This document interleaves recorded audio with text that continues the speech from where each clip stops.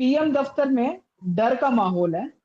12 साल तक तानाशाही दिखाते वक्त मोदी ने नहीं सोचा क्या कि देश के युवा जेनजी मोर्चा खोल देंगे तो क्या होगा। देखिए सार्थक, वो तानाशाह जो होते हैं ना, हिटलर की कहानियां सबने पढ़ी है। ऐसे लोगों का कहानियां बुजुर्ग भी अपने बच्चों को सुनाया करते थे हमेशा। यह लोग थोड़ा स्वार्थी किस्म के होते हैं। मोदी जो है स्वार्थी किस्म का व्यक्ति है।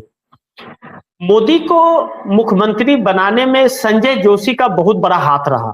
संजय जोशी आरएसएस के हैं, वह प्रभारी थे गुजरात के, और उन्हीं के प्लान से गुजरात में कांग्रेस सरकार को हरा करके भाजपा की सरकार आई थी। उसी को सीडी कांड में इन्होंने फंसा करके और उनको सजा करवा दी। उसके बाद 8 साल उनको लग गए अपने आप को सही साबित करने में, और उनका पूरा राजनीतिक कैरियर खत्म हो गया संजय जोशी का। मोदी ने अपने कुर्सी को स्थापित रखने के लिए गोधरा कांड करवाया और भी बहुत सारे कांड करवाए। इस तरह की चर्चा चलती है, बात होती है। लेकिन मोदी को जिस नेता ने मुख्यमंत्री पद पर बनाए रखा, जिसे अटल बिहारी वाजपेयी हटाना चाहते थे, लाल कृष्ण आडवाणी, 14 में लाल कृष्ण आडवाणी प्रधानमंत्री बनने वाले थे, और उनको धकेल करके, उनको हटा करके मोदी खुद बन गए। तो यह स्वार्थी किस्म का व्यक्ति है, और जो भी इसका साथ दिया किसी को भी इसने छोड़ा नहीं है। जो इसके साथ रहा, किसी को भी इस व्यक्ति ने छोड़ा नहीं। अब पीएम दफ्तर में डर का माहौल है कि अभी मैंने आपको सार्थक बताया कि 12 साल के से तानाशाही दिखाते वक्त मोदी ने सोचा नहीं थे, क्या आप कह रहे हैं। नरेंद्र मोदी ने सोचा था 12 सालों में हिंदू मुस्लिम मंदिर मस्जिद जैसे करके देशभक्ति का पाठ पढ़ा करके अपने आप को कभी विश्व गुरु बनते थे, कभी डंका बजता था, कभी विकसित भारत, कभी कुछ जो ठंड कमंडल लेकर के चलते थे। उसमें लोग बह गए थे, उन भावनाओं में बह गए थे। लेकिन यह पोल तब बहुत तेजी से खुलने लगा जब ईरान अमेरिका का युद्ध हुआ और अर्थव्यवस्था डगमगाने लगी, महंगाई बड़ी तेजी से बढ़ने लगी।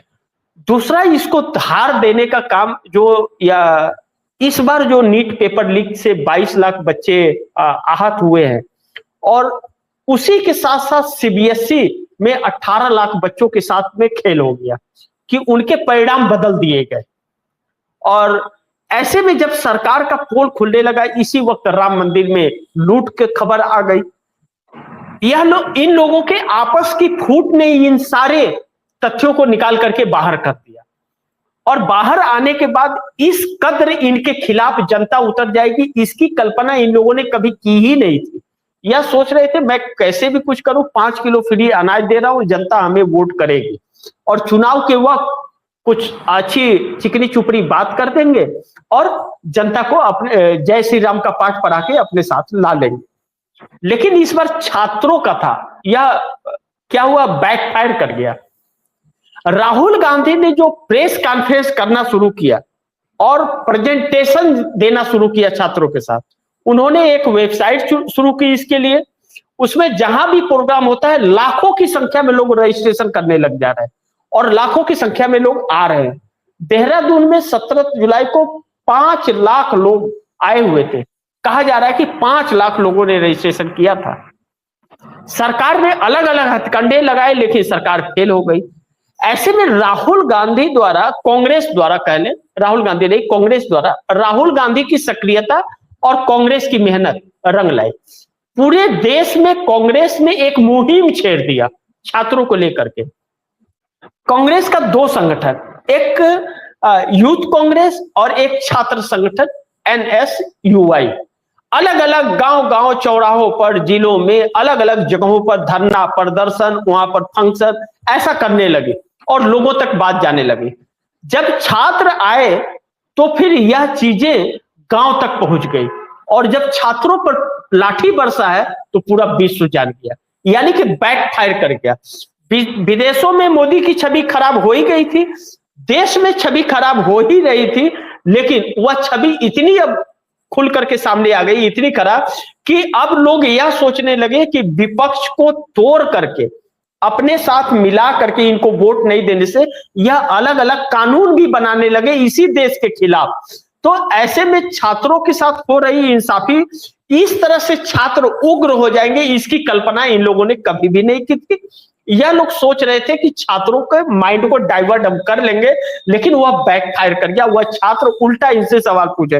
देखिए, छात्र जो है पढ़े लिखे नीट का तैयारी कर रहे हैं, कोई सेना में जाने को तैयारी कर रहा है, कोई कुछ कर रहा है, कोई वैज्ञानिक बनने के लिए, कोई इंजीनियर बनने के लिए, कोई डॉक्टर बनने के लिए पढ़े लिखे लोग हैं। और यह अनपढ़ों की फौज है, 3-5 करना इन लोगों को आता है।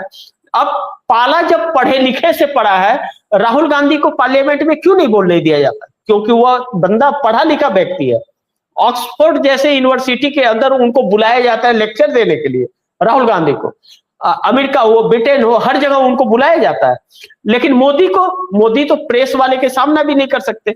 अब इन सब चीजों से क्या ना कि इन लोगों को बैकफायर किया है, यही दांव इनके लिए उल्टा पड़ गया है।